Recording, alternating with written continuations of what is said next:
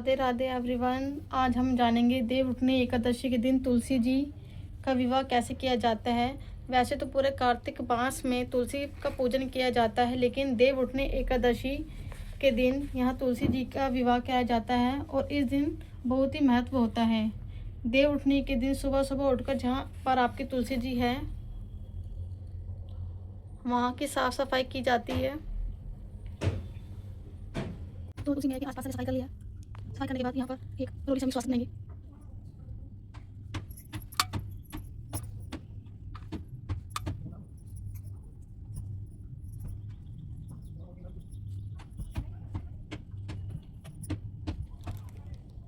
उसके बाद स्वास्थ्य के ऊपर हम देसी घी का दिया जलाएंगे।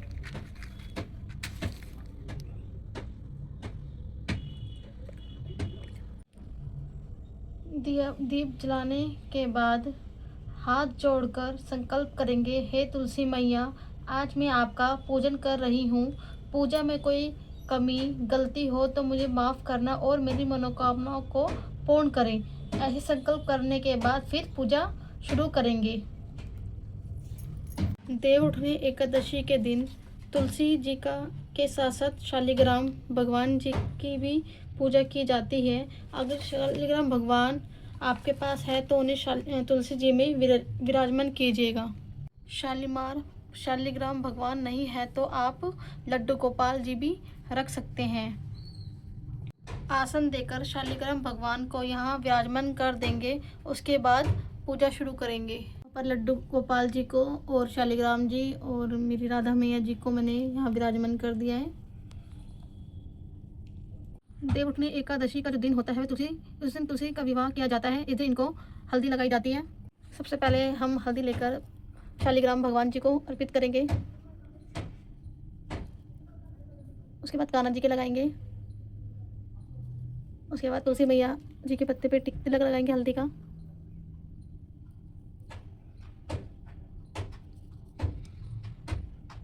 ये आपको पता है देव उठनी एकादशी पर तुलसी माता का विवाह किया जाता है, तो हल्दी के साथ साथ यहाँ पर शालिग्राम भगवान जी को और तुलसी मैया जी को मेहंदी भी लगाएंगे।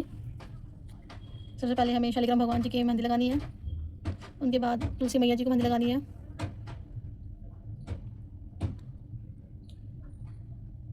तो यहाँ पर मैंने कान्हा जी की भी लगा दी, राधा रानी की भी लगा दी। ऐसे भी हल्दी और मेहंदी को शुभ माना जाता है।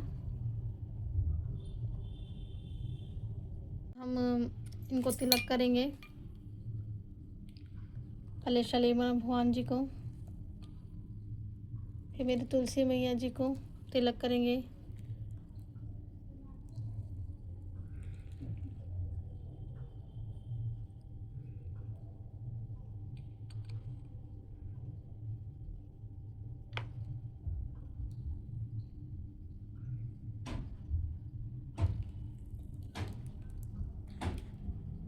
यह पूजा सुबह की जाती है। इसके बाद हम तेल समर्पित करेंगे, क्योंकि एकादशी के दिन चावल यूज़ नहीं किया जाता। तो थोड़े से तेल दिए में भी जरूर डाल देना, क्योंकि जितने तेल चटकेंगे उतना ही हमें दुखों का निवारण होता है। और हम शालिग्राम भगवान जी को जनेऊ समर्पित करेंगे। अगर जनेऊ नहीं है तो यह हम कलावा भी समर्पित कर सकते हैं। तो अभी मेरे पास जनेऊ है तो मैं यहाँ शालिग्राम जी को जनेऊ समर्पित कर रही हूँ। यहाँ मैंने शालिग्राम भगवान जी को कलावा भी समर्पित कर दिया है। देखिए कितनी सुंदर लग रहे हैं मेरे शालिग्राम जी। तुलसी मैया जी को लाल रंग की चुनरी चढ़ाए, तो मैंने यहाँ पर तुलसी मैया जी को लाल रंग की चुनरी चढ़ा दी है।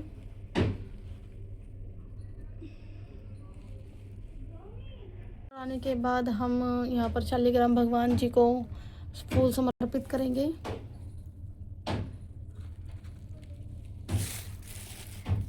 तो जो आपके पास फूल अवेलेबल है वो आप भगवान जी को समर्पित कर सकते हैं।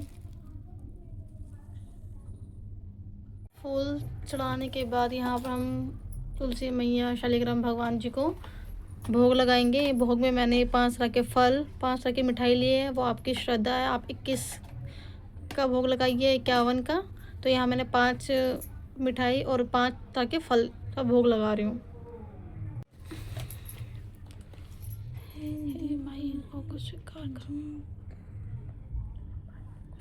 लगाने के बाद फूल चढ़ाने के बाद यहाँ हम दक्षिणा समर्पित करेंगे।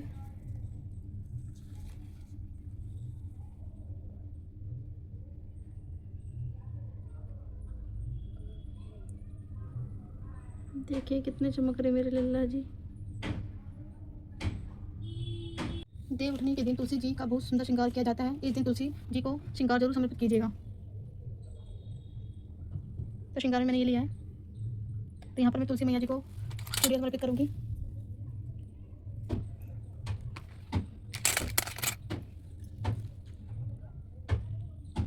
श्रृंगार का जितना सामान हो आप उतना ही समर्पित कर सकते हैं। तो यहाँ पर हम हाथ में तिल रखकर देवउठनी एकादशी की कथा सुनेंगे। कथा आपको यूट्यूब में मिल जाएगी, वो आप सुनेंगे तिल रखकर। सुनने के बाद ये तिल शालिग्राम जी पे समर्पित कर देंगे और तुलसी मैया जी के ऊपर समर्पित कर देंगे।